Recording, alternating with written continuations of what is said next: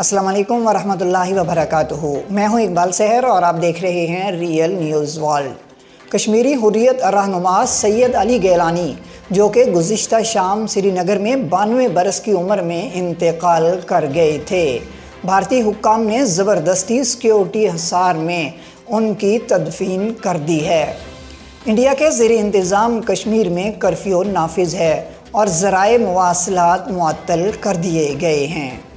پاکستان نے بھارتی فوج کی جانب سے سید علی گیلانی کا جسد خاکی چھینے جانے کی سخت الفاظ میں مذمت کی ہے۔ اطلاعات کے مطابق کشمیری بزرگ حریت رہنما سید علی گیلانی کی وفات کے بعد بھارتی حکام نے سخت سیکیورٹی میں ان کی تدفین کروا دی، جس میں صرف چند قریبی رشتہ داروں کو شرکت کرنے کی اجازت دی گئی۔ میڈیا ذرائع کے مطابق مقبوضہ وادی میں ہر قسم کی نقل و حرکت پر پابندیاں عائد کر دی گئی ہیں۔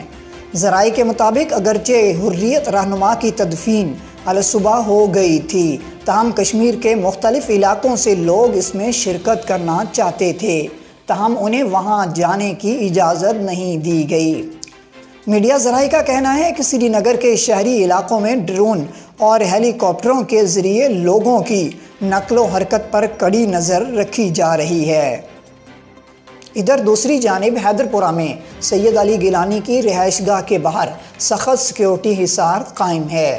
پولیس نے گزشتہ شام ہی کہہ دیا تھا کہ سید علی گیلانی کے جنازے میں زیادہ لوگوں کو شرکت کی اجازت نہیں دی جائے گی۔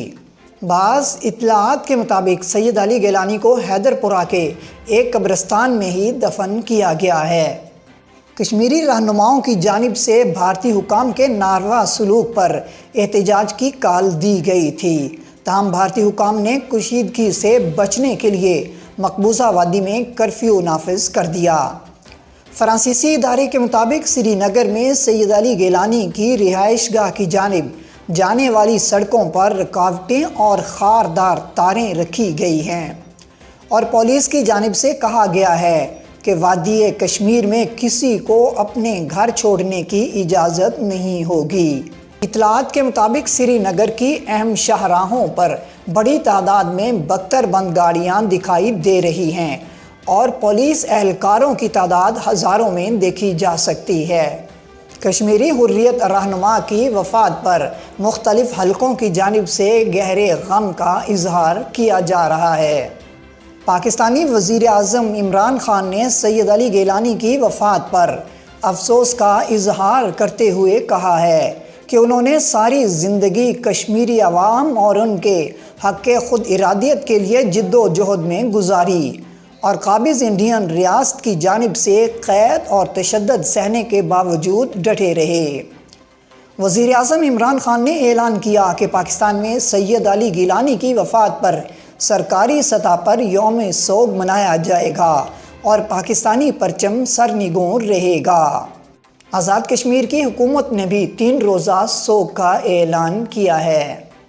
ادھر پاکستانی ترجمان دفتر خارجہ کی جانب سے سوشل میڈیا پر جاری بیان میں کہا گیا ہے کہ پاکستان قابض بھارتی فورسز کی جانب سے سید علی گیلانی کے اہل خانہ سے سینئر حریت رہنما کے جسد خاکی کو چھینے جانے کے سفاکانہ عمل کی بھرپور مذمت کرتا ہے۔